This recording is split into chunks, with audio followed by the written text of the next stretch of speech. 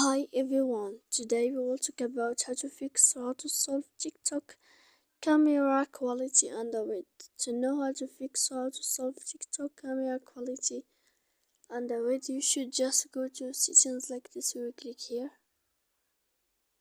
You will click settings. After that you will enter to apps, default apps, app settings.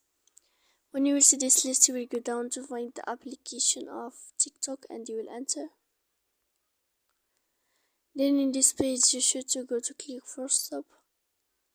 When you will end this, you will enter to storage. After that here you will click clear cache. Then you will go to click clear data. And when you will end all this stuff, as you see, you can update your application. So please don't forget to support us by like and subscribe. See you next time in another video, and thank you for watching.